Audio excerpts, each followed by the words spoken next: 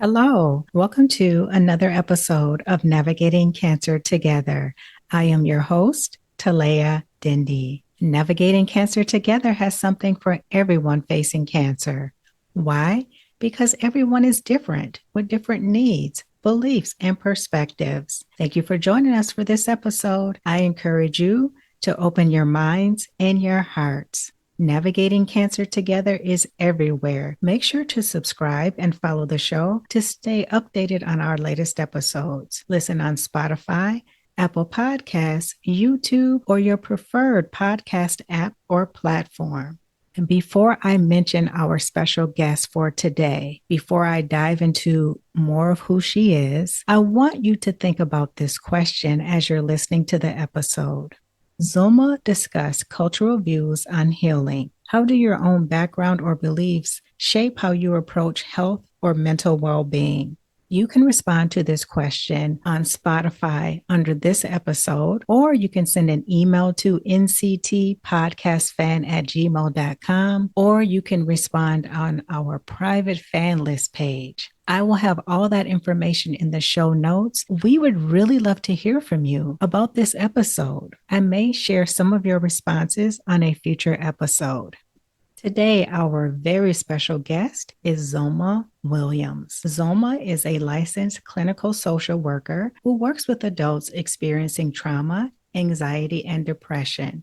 Her work helps clients overcome life challenges to reach their full potential. Zulma was born and raised in Argentina and immigrated to the United States at age 31. At age 42, she started higher education. A few weeks after graduating at 46, Zulma was diagnosed with breast cancer. She took care of her health, and at age 50, she started her Master of Social Work. Zulma is witty, passionate, and likes to keep it real, and she swears a lot. But don't worry, she actually toned it down a lot for this episode, which I really appreciate because I am very aware that some of you may be offended by swearing. Zulma, thank you so much for joining us today and welcome. Thank you so much for having me. It's such a pleasure. We are going to have a great conversation. You have so much to share. I'm really interested for the audience to get to know you a little bit better before we get into the real meat and potatoes of the conversation. Okay. Zulma, I would love for you to share with the valued listeners something that is unique or interesting about yourself that may surprise the listeners. I did skydiving. And one time, and I think one time is enough, but it was such a wonderful experience when you are free falling for 60 seconds. It's like, oh my God, like if I can capture a definition of freedom, that's what I felt in those 60 seconds. Then the parachute opens and then, you get stabilized and all that. But I'm like, okay, now would I do it again? Probably not. But it was a great experience. So I recommend it to everybody. Okay, so one time was enough for you. One time was enough, yes. Okay, thank you for sharing that. The other question I have is what is something that brings you genuine happiness and joy? Spending time with children. I don't have children myself, but I babysit for my friends. And children are, and I babysit all the way from newborn to 13, 14. And children are just so curious and so genuine, and they have no filter. And it's kind of like I feel identified because I'm like, I have no filter either. So, and I'm the type of babysitter who is sitting on the floor playing with them. If I have to apply discipline, I will, but it's like they are on the floor playing with them. So I'm having as much fun as the children are. And then when my friends come back, let's say they go to dinner, right? And then when they come back, they're like, how were the children? I'm like, they were great. And she's like, you don't have to lie to me. And I'm like, I'm not lying. They were great to me because that's the only thing that I do. If I'm babysitting, that's what I'm doing. I'm playing with the children. Of course, I'm cooking dinner and all that. But after dinner, I'm playing with them. And then it's bedtime or whatever, and then I'll do the dishes when they are in bed. I don't stop to do the dishes. So I'm playing with them. I'm giving them my full attention. And when you are a mom or a dad, that is so hard to do. And I understand that. But the children, and plus any child will act differently with mom and dad that they will act with another person. It brings me genuine pleasure because they are in the present moment, and they are so genuine that it's like, oh, okay. Like when a child tells you something, is genuine. They have no filter. So they tell you you are pretty, you are pretty. If you're not ready for the answer, don't ask the question, right? Yes. And it's so unfortunate that as adults, we are looked down upon if we still see things that way, or we speak our mind, or we're very truthful, even about the Yes. unpleasant things. So I agree with you. I love children for that reason, because they are just who they are. Yes. And they are in the present moment. So children, especially little ones, they don't know what anxiety is, because anxiety is about trying to control the future, but they don't have that concept. Like if you tell them, like, oh, I'll take you to the park on Saturday and it's Wednesday, they're going to be asking, are we going to the park? Because they don't know when Saturday is. Right? Like if they're like, oh, they're thinking we're going to the park right now. And that's how you learn to tell them we are going to the park 5 minutes before we get in the car and go to the park. Because they're going to be driving you nuts until you take them to the park, right? Because they don't have that concept. And by being present, that's what makes them so genuine, because there is no regrets from the past or worry about the future. It's like what we are doing right now that counts, right? Like, so if we as adults can come back to the present moment, we wouldn't have anxiety and depression. But we grow up, and you're absolutely right. A lot of people are kind of like put off by people being direct and genuine. And as a person who is direct and genuine, like I get that a lot, where like you are rude, and I'm like, no, I'm not. I'm telling it as I see it. Not even as it is. I'm telling it as I see it, right? Because I don't own the truth. But it's like, that's why I always, and my friends know this, don't ask me the question if you're not ready for the answer. Yes. Because I will tell you what I think, what I see. And maybe you're not going to like it. But do you want me to tell you what you want to hear, or you want me to tell you my truth? Yes. Again, not the truth, my truth, right? Because I could be mistaken, but still I'm telling you what I see. So, it's like, well, if you're not ready for the answer, don't ask me the question, because I'm going to give it to you, right? There is so much politically correct environments that we don't supposed to say or do or act a certain way or whatever. And it's like, yeah, well, I'm not so comfortable in those environments. That's why I opened my own private practice, because I want to do what I want to do, how I want to do it. And it doesn't kind of like match with corporate in a lot of aspects. So I'm like, okay, well, I'll do my own thing then. And there's nothing wrong with that. There's beauty in doing your own thing. Yes, absolutely. Zulma, you are a breast cancer survivor. Please tell us about your cancer diagnosis and what it meant to you.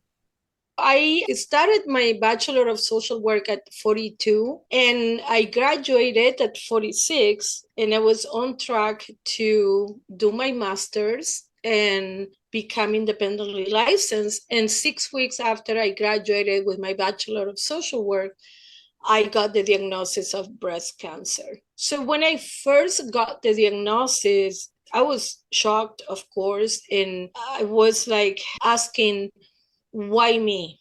For a couple of days. And after much praying, I start thinking, well, I don't have children, but I have my mom, and I have sisters, and I have nieces, and I have girlfriends. And I was like, if it wasn't me, would I have preferred that it was one of them? And the answer is no, obviously. So then I changed the question to, why not me? And that changed the entire perspective on the diagnosis, because then I had a decision to make.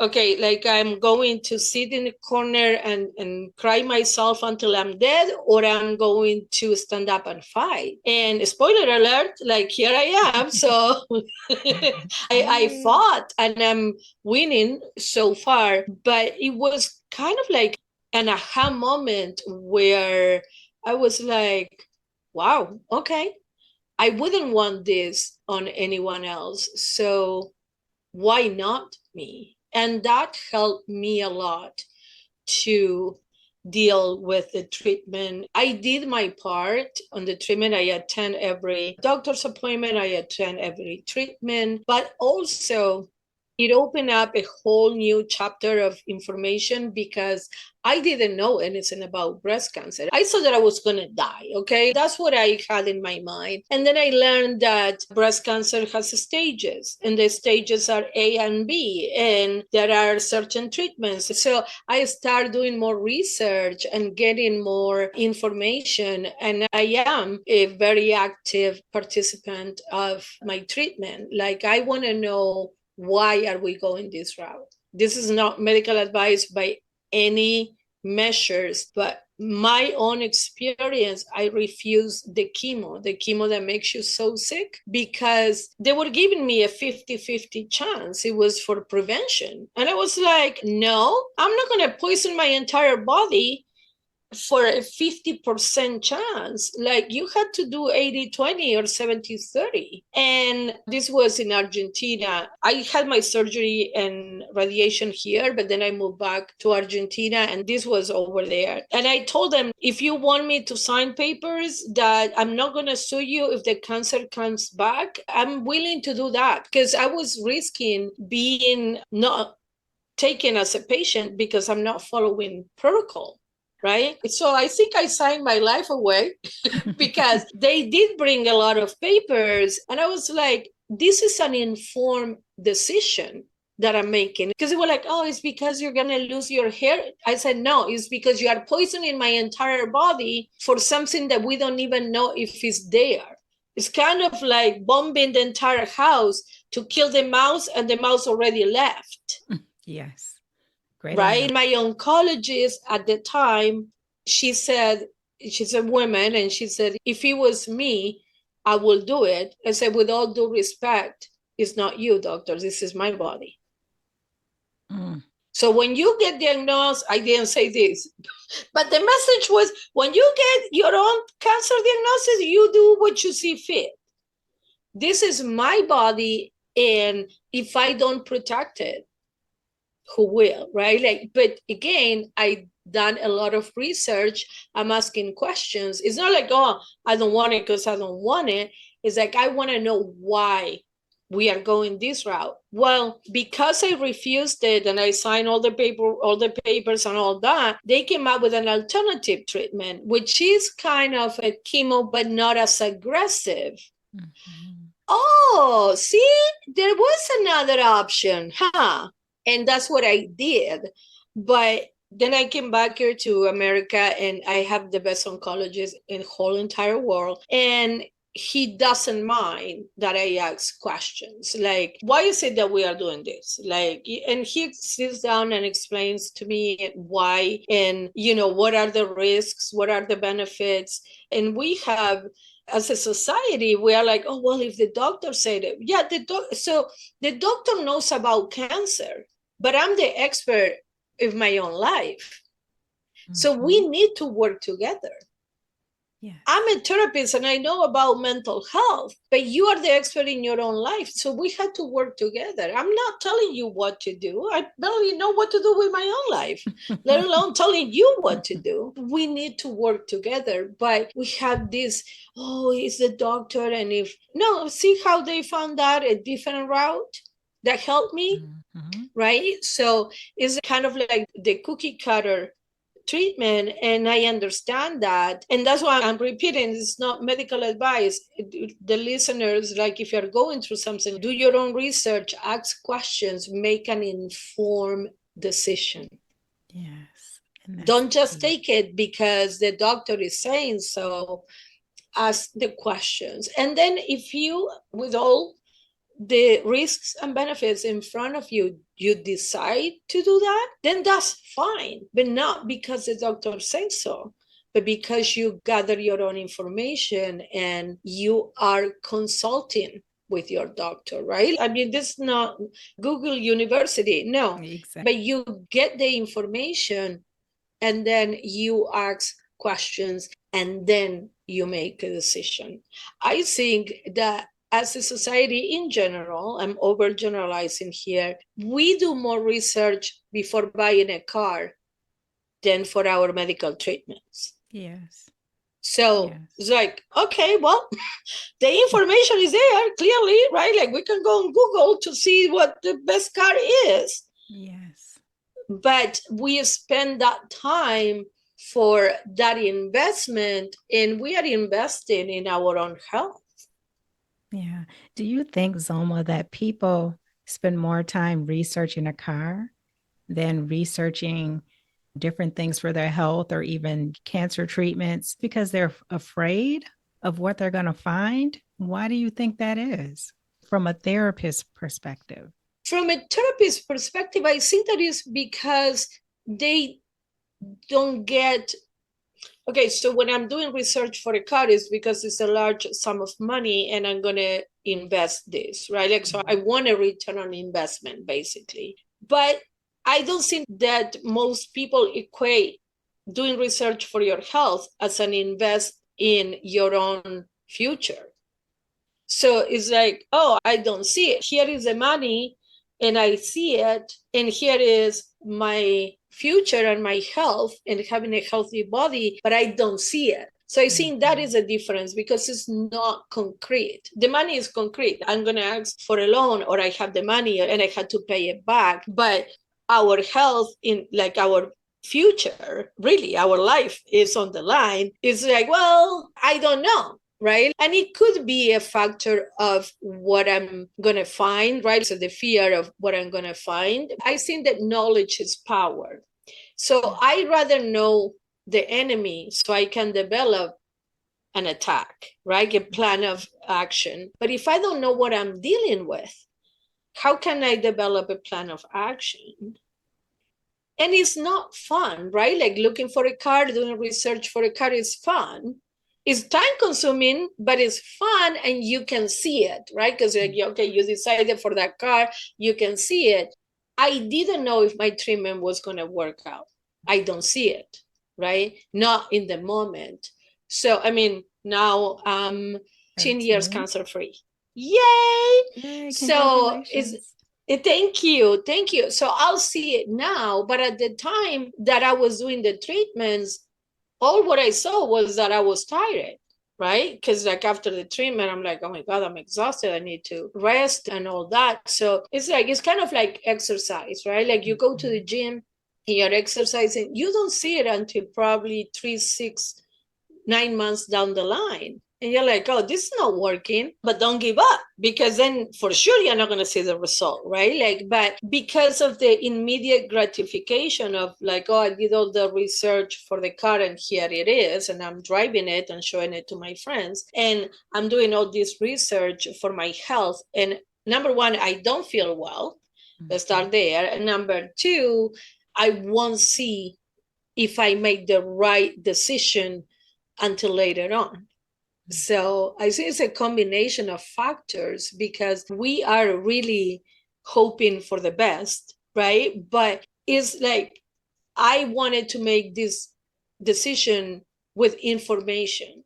So even if it doesn't work out, at the time that I made the decision, that was the best course of action based on the information that I had at the time.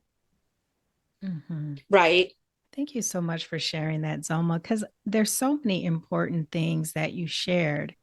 What I kept hearing was informed, informed, informed. That is a critical piece of decision making. Just don't jump out there and take whatever's given to you or make, rash decisions. This is your life. Think about and learn about how whatever it is you decide to do is going to impact you in the immediate and then in the long-term future. The other thing that I want to applaud you on, Zulma, is doing something that may be looked down upon in a sense by the medical community, and that is saying, that is not something I want to do.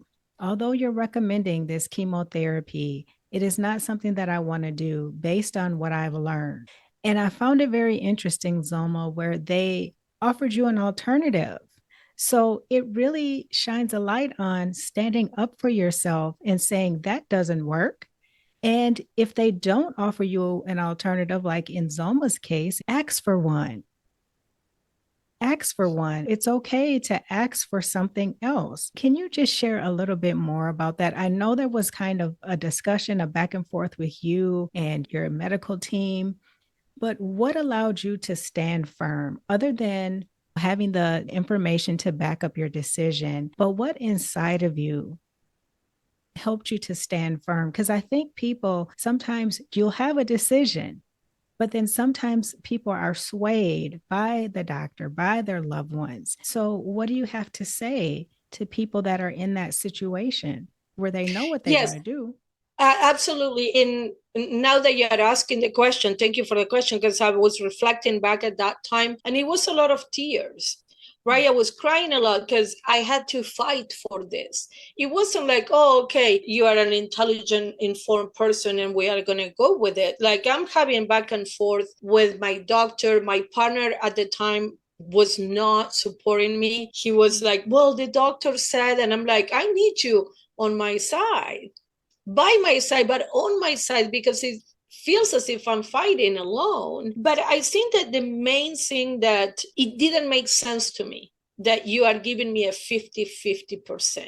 So it's so hard for me personally when something doesn't make sense. It's like, mm, you know, like no, like no, you no, and I will continue to ask questions. A lot of people feel because doctors are so rushed and they're rushing you and they don't have the time, and I'm like, no, I have questions. I want you to please answer this question. The doctor is out the door and I'm still asking questions. Not with my oncologist here because I love him and he sits down and he answers all the questions, but over there, because like they have a lot of patients and I understand that, but this is my life we're talking about. And you know about cancer, and again, I know about my body. So if I don't protect it, why will I give my power away to someone who doesn't even remember who I am? Not because they are bad, but because they have hundreds of patients. So in order to know who I am, they need to read the chart, right? Because I don't see the doctor every week. I'll see the doctor maybe once a month. And they see 15, 20 people a day in a month. They're not going to remember who I am. But this is my body that I'm going to continue to have to deal with. And again, at the time I made the decision and I stood that, I was like, if I don't do it for myself, who will do it for me? Yeah. So that's what I encourage people who are our listeners is like, you know what? You need to fight for yourself. This is your life. If it was your child, would you go along or you're going to do your research to defend your child? This is you. We usually put ourselves at the bottom of the list, but we have to put ourselves at the top of the list because if we don't take care of us, who's going to take care of the rest? Especially moms, right? Like the children come first. If you don't take care of you, who's going to take care of the children? You are the glue that keeps the family together. You do have to take care, you have to put yourself first. It's not a luxury, it's a necessity. I love that. You are a great example of an advocate, a self advocate, Zoma, because it doesn't take a rocket scientist. You know, I feel like, you just have to look within and gather your information from credible sources and just stand on what you believe is best for you. Yes. I really just love how you explained it all and rationalized it all, Zulma, because it's so important for people to realize that you have the power to do these things. You have the power to do these things, and you have the right to Yes. ask questions to your medical provider. You're not bothering them. They have a job because you have cancer. Hello. So I want you to answer the questions, because if you don't answer the questions, then I'm going to go to Google and find information that is incorrect. So when I bring my questions, please answer them. Mm-hmm. And a lot of times, doctors don't have the time, and I understand that, but that's a systemic issue. But this is my life we're talking about. And you are my doctor. And if you don't like your doctor, find another one. Yes. Because if you don't like me as a therapist, find another one. Because you're not going to open up. You're not going to trust me. And it's the same with your doctors.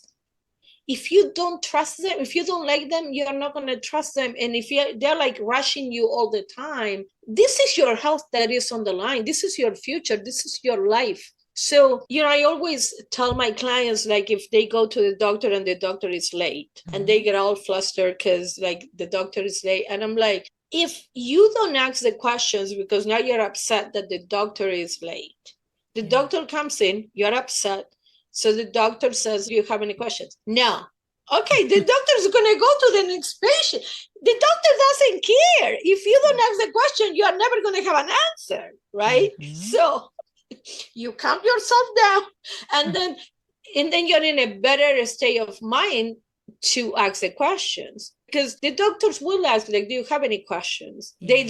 They might not like me as a patient because I have too many questions, but I'm not in a popularity contest. Yes, that part. Please say that again. Not in a popularity contest. I want to be your friend. We are talking about my life. Yes. So I don't care that you don't like me. I'm going to ask the questions, because how many patients like me do you get that will ask a lot of questions? So if you're accommodated by me, ask me, like, I'm still going to sleep tonight. Mm-hmm. Mm-hmm. Because you are the professional who is in charge of my treatment. Okay, then I want to know why we are doing this and we are doing that. My doctor and I, we are a team. My nurses and I, we are a team. I had to have a shot every 4 weeks because my cancer was triple positive. So it means that my cancer was getting food from the hormones. So I was induced into menopause early. And so I had to have a shot to stop my period, basically. Mm-hmm. And I liked this particular nurse, because when he was giving me the shot, I didn't feel like it was like nothing. Mm-hmm. And one time he said, I'm busy. I said, I wait for you. And then another nurse came, and I'm like, I don't know who you are. And I said, no, I'm waiting for him. And she's like, well, I'm the nurse in charge, and I'm going to do it. And I said, no, I'm waiting for him. I want him to do it. Mm-hmm. That was another huge deal. I'm sure that if the people there are listening, they're going to be like, oh my God, and she's talking about it. But it's like, I don't want you to give me the shot. I don't mind waiting. Yes. And you said you would wait. It's not Correct. Like you're saying, stop what you're doing right now. I made it easy for them because the injection needed to be on alternating sides. So it was the left side 1 month and the right side another month. So I kept track of where they gave me the last shot. It was on the left side. So I will tell them, oh, this time it's on the right side. And I'm making it easier for them because, again, they have hundreds of patients. And this is my body, again, and this is my life. It didn't cost me anything to put LR next to the date. You know what I mean? We need to learn how to speak up. And I understand that there are people who, I think that is part of my personality. Mm-hmm. They are not going to do it, but that's why we need advocates like yourself to be that voice, because it's like No, I didn't need the super aggressive chemo. There was an alternative, but they were not offering it to me if I didn't fight, basically. Yeah. So, because that treatment was for postmenopausal women, and I Okay. was still having my period. But see how you figured it out, that you give me a Ex- shot yeah. and you induce a menopause? Mm-hmm. I asked the doctor over there, I said, why don't we do a hysterectomy? Like, I'm 46, I'm not going to have. And then, well, she had a similar reaction. She was like, no. I'm like, I'm not going to have kids. I made the decision when I was 40. Like, and she's like, no, that's too aggressive. And I'm like, okay, well, then I continue to have my shot. And the idea was that eventually, after I finish my treatment, my body will naturally go into menopause, right? Transition into menopause naturally. Yes. And thank God that's what happened. But I want to help you help me. Right. Yes. That's so important. That together, working together piece is so important. Yes. Your cancer journey, Zulma, it really affirmed your calling to be a therapist. How did facing cancer deepen your understanding of anxiety, depression, or trauma from a client's perspective? Yes, I think that my cancer diagnosis, first of all, it came right after my graduation. So, if anything, it came to show me how bad I wanted to be a therapist, because it didn't stop me, it only delayed me, right?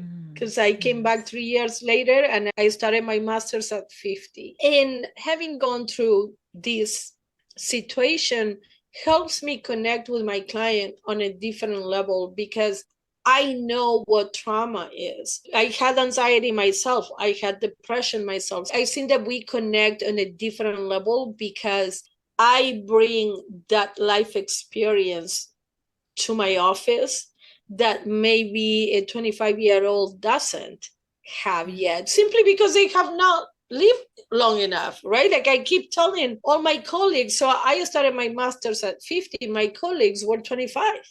And I'm like, keep breathing, you're going to get to my age. You know what I mean? Like, so life happens. And I think it helps me connect with adults, which is the population I'm working with now, more than kids, because there is kind of like a barrier. The children can see me even as their grandma, not even their mom. So it's like, oh, what do I know about video games? So it's really hard to connect with them. But with adults, it's kind of like, oh, she gets me because I understand what you are saying. And we all go to trauma. It doesn't have to be a cancer diagnosis, but I understand what experiencing trauma is.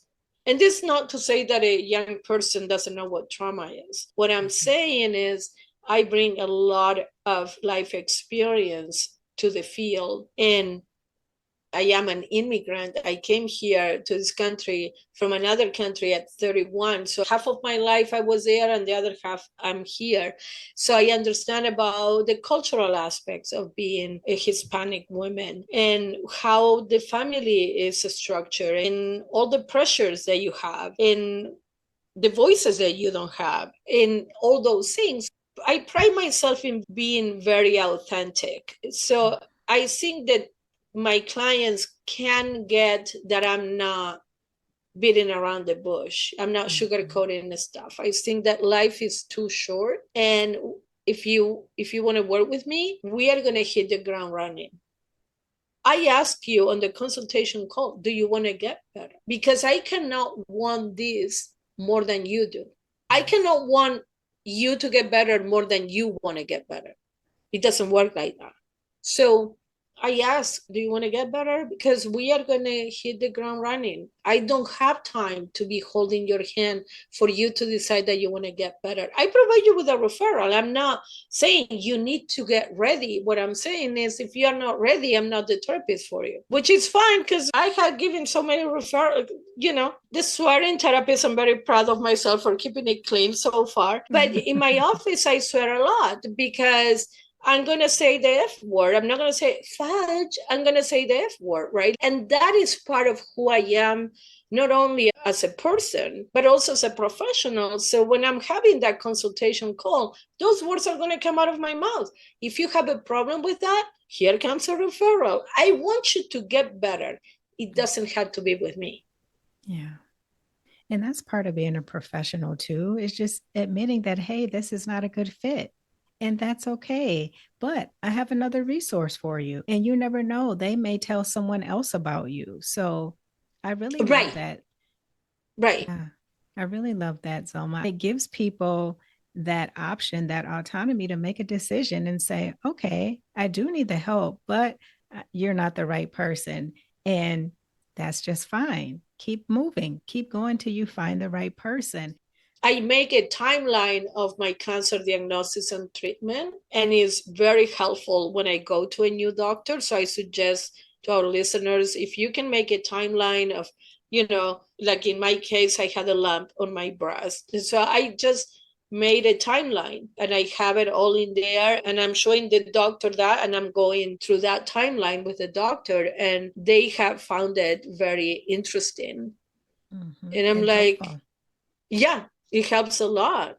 Because I'm like, oh, okay. Because I don't even remember what I had for breakfast this morning. Mm-hmm. My surgery, yes, of course, my diagnosis, but all the things in between, like, I'm like, I don't know. So the timeline also helps me to see, not only to inform the doctor, but to see my progress.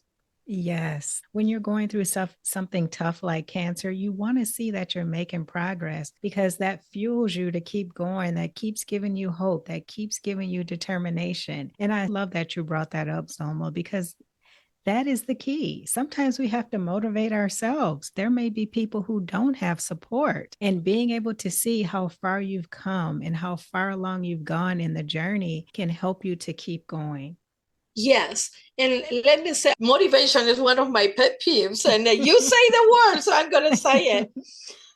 Motivation is, in my opinion, this is my personal opinion, motivation is overrated. And the reason why I say that is because we have done stuff all our lives that we were not motivated to do, and yet we do it, right? Mm-hmm. Especially again for moms, like when you have a baby and the baby is crying and you're in pain, you don't tell the baby, like, you know what, sorry, I'm in pain, I'm not going to take care of you. You do it, right? You Mm-hmm. went to work when the last thing you wanted to do was see that coworker's face, and yet you did it. What I say is we just need to become Nike and just do it. Don't wait for the motivation because you're going to wait a long time. So inspire yourself to do what it is that you need to do, although that's the last thing that you want to do today. In Argentina, I had to get up at 5 o'clock in the morning to ride the bus to get to the hospital, and there was no appointment. I only had the day, so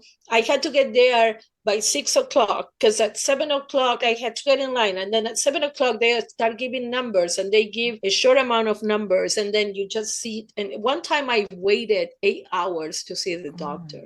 wow. It's not like, oh, on Tuesday at 10:45 you have your appointment. It's on Tuesday. That's all what you get. Do you think I wanted to get up at 5 o'clock in the morning and ride the bus and go there? But I did it. We need to stop being in our heads and come out of that, get out of your head and just do it. With your attitude going into the treatment, you know how they come with medicine and they ask for your name and your day of birth. So I'll be like, I'm Kim Kardashian. Don't you recognize me? So they start laughing, oh my God, we know you're going to be okay because of your attitude.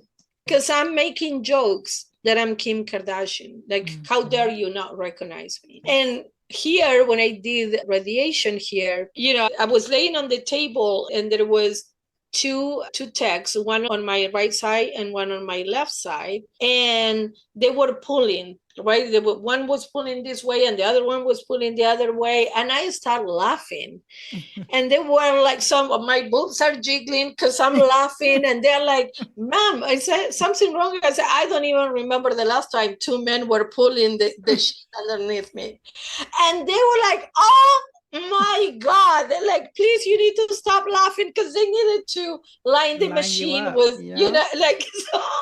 And I'm like, so And that was the first day. And then the following day, they had told me, okay, you change here and then you just wait here and we can get you. So the following day, a tech came to get me and he was like, oh, you came back. I'm like, I wouldn't miss my solar appointment for anything in the world. Right. Like, so it's like how you approach this, because you're still going to do it. So even if you're kicking and screaming, you're still going to do it. So that is your choice, how you're going to do it. It is your choice if you're going to do it. But if you make the decision to do it, then how you approach the treatment, you are 100% in control of that. You are not in control of the treatment result, but you are 100% in control of how you approach it. When you are saying, I have to, words are very important. So I suggest that we change have to by I get to go to my, because if I get to go to my appointment, then I am in complete control and it's a choice. But if I have to go to my appointment, where is my choice? And words are so powerful. We start changing the words that we use, and then we are going to see a change on how we feel. That is a great perspective. I would like to ask you, have you always had that outlook and attitude, or is that something that you developed while studying to be a therapist? No, I am a recovered people pleaser, believe it or not. Really? Okay. But it wasn't my training as a therapist that made me change that perspective. It was actually my cancer diagnosis, because it came to change my priorities. I was the one at the bottom of the list. And I was like, okay, I had to take care of me. Literally, my life is on the line. So I had to take care of me. I get to take care of me. I don't have to. I get to take care of me. So I start setting boundaries. I start saying no. No, N-O, period. That is the answer. No, because I had, no. Are you coming to the party? No. That was the answer, right? When we over-explain, it's a trauma response. No, because I don't want you to get offended. Well, the thing is that to not disappoint you, I kept disappointing myself. Somebody's getting disappointed, but I chose to disappoint myself rather than you. When I got my cancer diagnosis, that changed. And then when I started being more firm on my boundaries and saying no and all those things, people around me were saying like, oh yeah, it's because she has cancer. You blame it on whatever. Like, it is because I'm putting myself first for the first time in my life. Being a woman, being born in Argentina with a Hispanic culture, being the baby in the family, I didn't have a voice. And I found it when I was diagnosed with cancer. So to answer your question, and that's what I share with my clients, but it's not my higher education that gave me that. It was my cancer diagnosis, because my entire life changed, not necessarily in a bad way. It was very traumatic, but I got a lot of benefits because of that traumatic event in my life. When I reflect back, I'm not sure if I will change that. Sometimes we need hard things in order to learn. And I'm like, okay, that's who I am now. And I don't regret who I was prior to my cancer diagnosis, but I like this version of myself a lot better, because I do get to say what I think, how I feel, and not always I was free. Probably I was free to do it, but I didn't feel I was free to do it. Yes, there's a difference. So that's why I don't apologize for who I am anymore. You either like me or you don't, and that's fine. I'm not tequila. Not everybody's going to love me, right? So I understand that. But if you don't like me, you go on your way. I don't take it personal, because it's like, okay, we didn't click. I'm showing you who I am. and we are not clicking, I don't want to force you into clicking with me. I live 59 years without you. I can live another, you know what I mean? I do. I get it. I get it. And I really love what you're saying because it resonates with me so much because I said the same thing. You know, of course, no one wants cancer, but that is how I got my voice. I found my voice. And something shifts in our minds, Zoma, when you hear those words and you really realize that you are the one that has to advocate for your life and show up for your life and show up for yourself going through this journey. It changes you. It really changes Yes. you. And not necessarily for the bad. It changes you in Exactly. a good way. Yes. Mm-hmm. And Those are some the of things we us, need to do. right. And some of us, we need the cancer in order to learn. Like we don't understand other ways. So God is like, okay, well, I show you this and I show you that and I show you that, and you're still not getting it. Like, okay, let's get you, right? Like, Yeah. because you need to get these, right? Like, you need to get how you are going to move forward with your life. Because if you don't do it, who's going to do it for you? Yes. So true. So true. If we spend a lot of time trying to make other people happy, and that's not our job. Not only is impossible, but it's not our job, because your job is to make yourself happy. Because then if you take care of you and you are fulfilled in, you are happy, then you're going to be a better partner and a better mom and a better friend and a better person and a better employee and a better advocate and a better whatever it is that you are. But you need to take care of you. So that's when all this comes full circle, where it's like, oh, you are selfish. I think that I need to do this in order to be there for you more fully as who I am. And then again, we can make an informed decision about, do I want to be in your life? I lost a lot of friends when I was diagnosed with cancer. I gained a lot of friends, but I lost a lot of friends because they didn't know what to say or how to be there for me. And that's another thing I would like to share with our listeners is, when I was diagnosed, I didn't want to talk about it, but I wanted people to know. So I sent a massive email and I informed the people about my diagnosis. And I said on that email, I don't feel like talking right now, but if you want to send me an email, I will appreciate that. And I'm glad that I did, because people don't know how to be there for you. It's true. So if we can give an idea of what it is that I need, I don't even know what I need. So I cannot tell you. But if I find that, oh my God, I would like for you to email me, why do I want you to read my mind? Say it, right? Like, so if you have a diagnosis and there are people who want to be there for you, but they don't know how to be there for you. If you have an idea of how can I be helpful, please tell me. And then I can decide if I want to do it or not. But just let me know, so I can make that decision. I had friends, oh, I don't know what to say or how to be around you or whatever. We, part ways. And then I got a lot of new friends because I was going to cancer support groups and a lot of different new people that I met along the way. And we are friends up until this day. So, because we are not the same person. So we are not going to have the same people around. Because if they don't adapt to the change, it's like we are two strangers.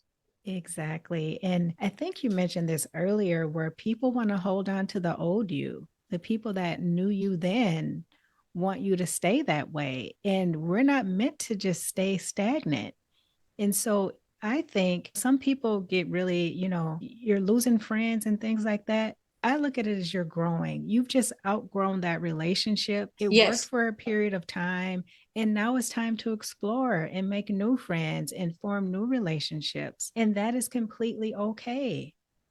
Yes. And to honor that relationship, why do you want to beat the dead horse? If we are not aligning anymore, I wish you the best. I love you. I wish you the best. I want you to enjoy your life. But don't expect me to go back to who I was before, because this is what I needed in order to flourish. Yes.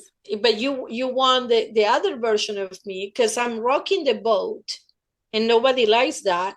But when we change, and because of a diagnosis, or because we started therapy, or because we started eating healthier, whatever it might be, I'm kind of like rocking the boat for you, because maybe that's something that you want to do, but you are not doing. And by me doing it, I'm showing you that you're not doing it, which is not my intention. But if I start eating healthy and going to the gym, and you're complaining about how fat you are, and I'm not telling you to go to the gym, I'm going to the gym, and you start seeing the changes in me, yeah, we probably are going to part ways, because I'm showing you the path, because I'm doing it. But you don't want, so I'm kind of like showing you how bad you don't want to do it. Exactly. Because I'm doing it. Don't tell me it cannot be done, because I'm doing it, right? Like when I have a client telling me like, oh, I'm too old to go back to school. I went back, I did my master's at 50, and English is my first language. You are barking at the wrong tree. Just tell me you're not as passionate about it. That's fine. I'll take that. But don't tell me it cannot be done, because I've done it. You know, I want to talk more about that, Zulma, because there is a listener out there who has been diagnosed with cancer. They know they want to do something totally different in their career. And they're just like what you said, I'm too old to make this change. Please share with us what it was like for you to study to become a therapist at 42 and 50. I mean, you completed your higher education at those ages. How was that for you? I know earlier you touched on being in class with younger students and things like that. How was that really for you mentally and emotionally at those ages?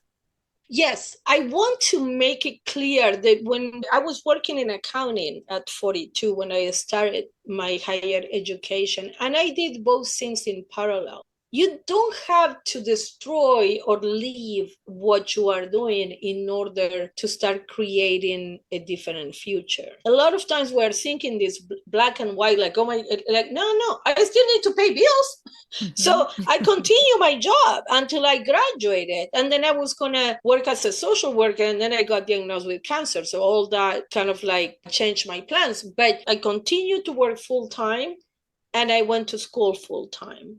And I always thought to myself, if the social work thing doesn't work out, I can always go back and do accounting. So you're incorporating knowledge. You're not erasing the other knowledge that you have up until now. So if you want to try something different, is there a way that you can do it, that you can start small and start building from there? Mentally, it was so rewarding, but also exhausting. And emotionally, it was like, look at me getting A's at 42. It's because I was so dedicated. And my experience with the professors at the university level were like, they love having older students, because they know that you're there because you really want to. And I was the one reading the entire chapter, right? Yeah.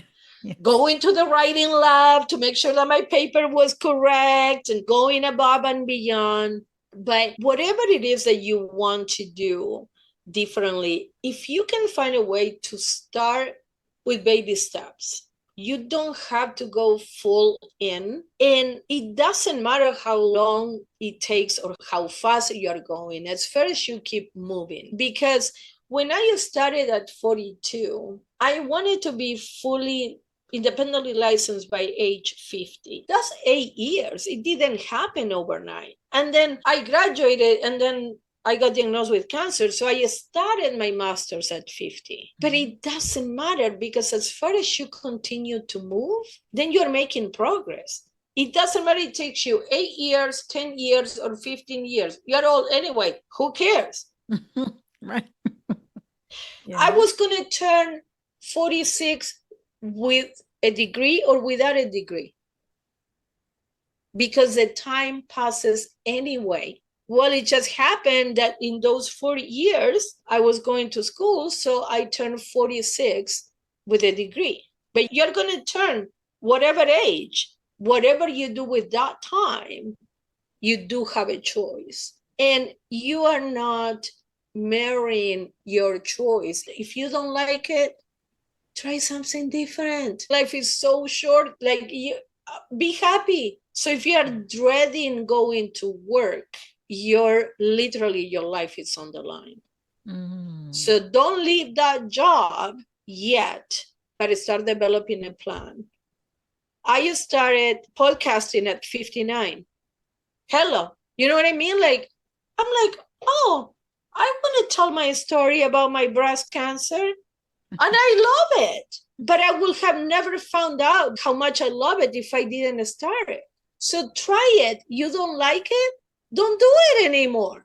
What do we tell the children? Oh, try the food. If you don't like it, then don't eat it. But you need to try it. We grow up and we forget about those things. Well, I don't have the money. I didn't have the money either. I have student loans. I will have a student loan bill on my grave. Ask me if I care. Because that is the tool that I needed in order to go to school. So I don't care. I didn't have the money. So I requested a student loan.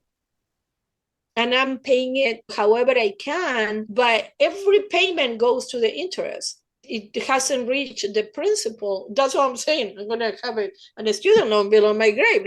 But it is what it is. If I didn't do that, I wouldn't be enjoying what I do so much. It's like your life is not over. Do the things that you want to do and stop making excuses as to why you can't do them. Thank you so much for sharing that. I have another really important question as we start to wind down, Zulma. You mentioned that you're from Argentina, and of course, you're now practicing here in the US as a therapist. How do cultural perspectives on illness, mental health, and even seeking therapy differ between these two backgrounds? And then the other part of that is how might it impact a client's cancer journey, those cultural aspects of things? So very, very different. In Argentina, it's still like a lot of stigma around therapy. You don't tell strangers your problems. We discussed it with Abuelita, and Abuelita is the one who gave me the trauma to begin with, right? But as I mentioned, you don't have as much structure for the medical. I mean, yes, in the private sector, but I didn't have private insurance. So I was using the public health system for my cancer treatment. And there is no HIPAA over there. The rooms were divided with a curtain. I can hear everything that you are saying. You can hear everything that I'm saying, right? So it is what it is. And here I found that more structure, and if you would, with more protection, at least at the time that I was diagnosed with the illness. But from the cultural aspect, it was a cultural shock when I came to this country, but it was also a cultural shock when I went back to Argentina after being here for so many years, because I was like, oh my God. I remember really quickly why I left, right, when I went back, because I was like, there are other ways of doing this, My high school friends were like, you're crazy. What are you doing going to school at 42? Because over there, when you are 30, you're too old to get a job. So starting a school at 42, it's like, you're nuts. You know what I mean? But again, I'm not asking you to come to school with me. I'm doing it. So let me do it. Why do you care?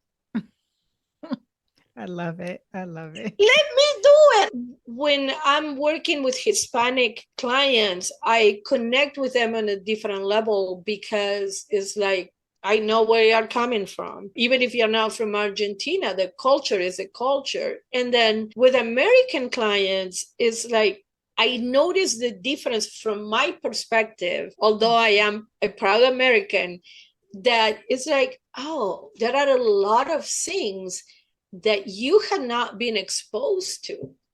So I kind of like have different expectations, if you would, from one population to the other, because it's like, a poor person in Argentina is different than a poor person here. And it's so hard to put it into words, because unless you live there and you live here, I cannot explain it with words. There are certain things that you never experience in your life simply because you were born here. So I respect that, and I take that into consideration when I'm giving you suggestions, because I cannot expect you who have been born here to know what it is to immigrate at 31, because most people come with their parents or whatever, like, here I am, like, hola, America, I'm 31. Like, you know what I mean? I think that if I can help you find your own power, that's what my job as a therapist is to help you find your own answers. I don't have the answers. You do, but I will help you ask the questions and find the answer. And to piggyback off of that, Zulma, you believe that everyone has a message to share. From your perspective as a therapist and a survivor, 13 years at that, what message to the world do you feel most compelled to share about, resilience, mental well-being, or finding purpose after a life-altering event? I believe if you woke up today, your mission on earth is not complete. You have 100% track record of overcoming challenges. How do I know? Because you're here. Whatever you've been through could not take you out. So this challenge that you are facing is not different than the challenges that you overcame already. So keep putting one foot in front of the other and keep pushing through, because you are going to overcome this challenge also. Based on your own track record, not mine. Look back at your own life and you're going to see that, oh my God, when I went through that thing, I didn't even know how I was going to come out of it, but somewhat you did, because you're here. So although you might not have all the answers about the current challenge, it doesn't mean that you're not going to overcome it. So just keep looking back at your own life and your own track record and keep putting that one foot in front of the other. As far as you are moving, you're making progress. It's not about perfection, it's about progress. Thank you for sharing that, Zulma. Such an important message. And having had breast cancer, Zulma, what does the phrase navigating cancer together mean to you? I don't have to do it alone. Nobody has to do this alone. I always say, I had cancer, cancer didn't have me. And doing it together helps me with that tremendously, because I don't have to do it alone. And finally, for anyone out there who's listening, where can they find you? Where can they connect with you? Yes, absolutely. Thank you for that. I have my Instagram is at the swearing therapist, of course. And I have my own podcast. It's called Keeping It Real with Zulma, the swearing therapist. So either way, they can connect with me through those platforms. Thank you. Through those platforms. No problem. I'm like, what the? Yeah. What am I trying to say here? Right. Thank you. Thank you. Thank you. I will have all of Zulma's information in the show notes, so you will be able to connect with Zulma. If you have any questions around therapy, her experience with breast cancer, please feel free to reach out to Zulma. She is a delight, as you can see and hear, I should say, from all the things that she shared with us today. Zulma, I just want to thank you so much for joining us today and for sharing so much wisdom and uplifting messages. So just do it, as Zulma said. Thank you so much for having me. It's been such a pleasure. Thank you, Zulma. Valued listeners, it's that time. I have a question for you. Zulma discussed cultural views on healing. How do your own background or beliefs shape how you approach health or mental well-being?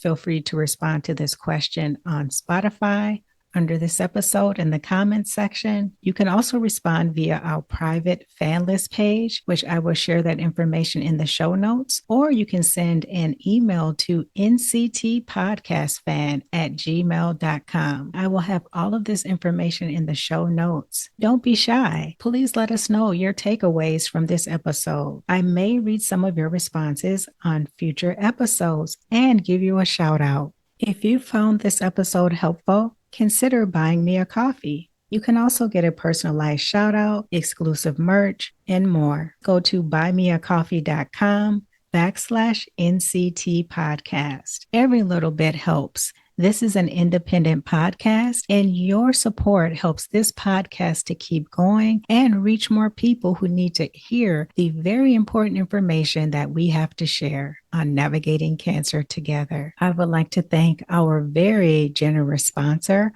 On the Other Side. On the Other Side has been providing cancer doula support and emotional support and guidance to individuals and their families impacted by cancer since 2019. You can learn more about On the Other Side at ontheotherside.life. And I will also have information in the show notes. If you or a loved one have been diagnosed with cancer, reach out to an experienced cancer doula at On the Other Side.